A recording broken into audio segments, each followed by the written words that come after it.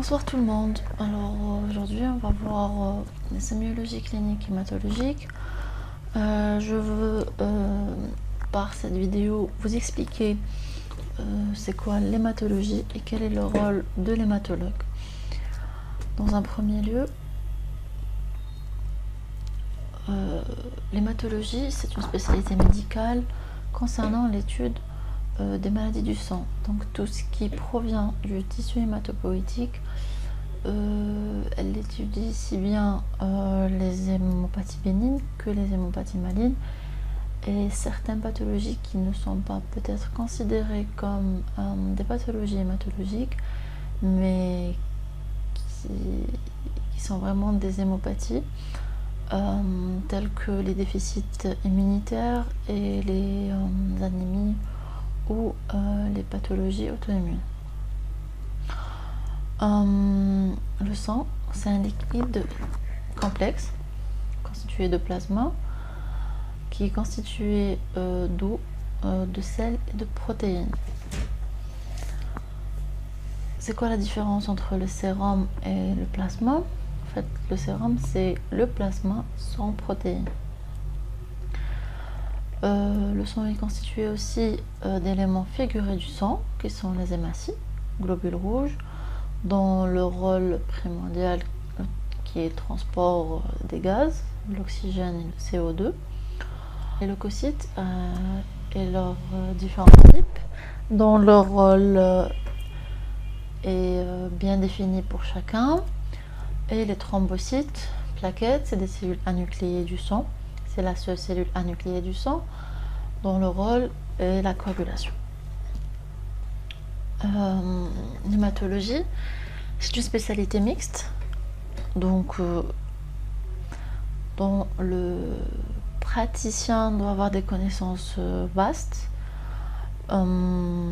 cliniques avant tout,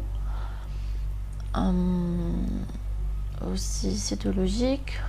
La cytologie, c'est l'étude des cellules anormales sur frottis sanguin ou sur frottis de moelle par microscopie optique pour faire un diagnostic.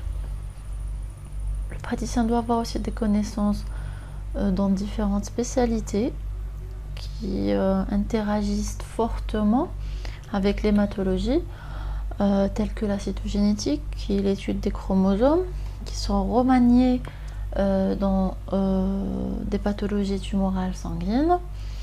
Anatomopathologique, l'anatomopathologie, en fait, c'est une spécialité qui étudie l'histologie anormale des tissus pour porter un diagnostic. C'est le tissu lymphoïde qui est étudié en hématologie. Aussi en biologie moléculaire et en hémostase aussi, dans les coagulopathies. Bilan d'hémostase, c'est l'étude des facteurs de la coagulation, d'où les diagnostics de coagulopathie. Quelle est la démarche diagnostique en hématologie? Donc, devant un malade, en consultation ordinaire, le praticien doit faire en premier lieu un interrogatoire examen clinique minutieux, et selon ces derniers, il suspectera un diagnostic et demandera des examens de première intention, un hémogramme, le taux de réticulocytes si anémie, et un frottis sanguin qu'il étudiera par microscopie optique.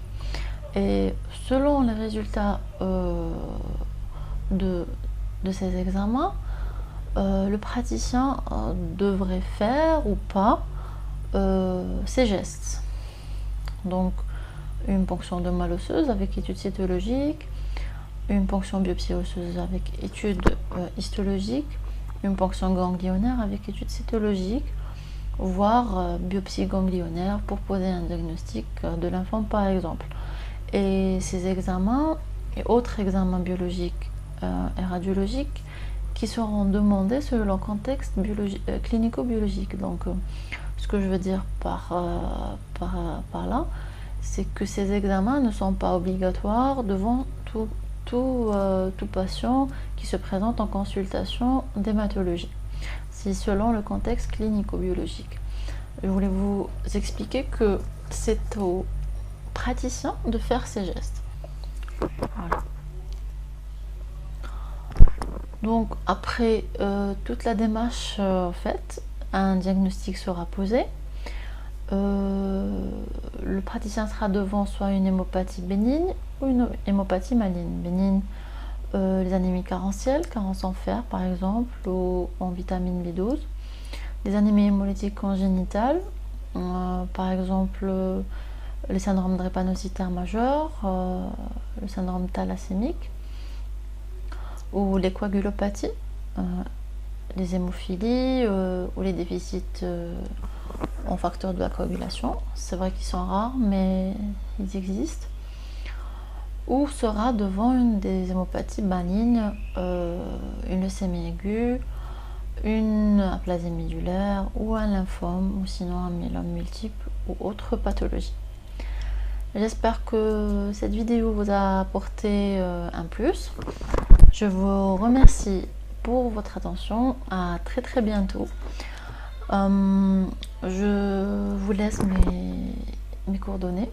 Vous pouvez me contacter sur YouTube, Facebook ou sinon Instagram. Si vous voulez me poser d'autres questions, vous pouvez me laisser un commentaire ou un message. Je vous répondrai avec plaisir. À très bientôt.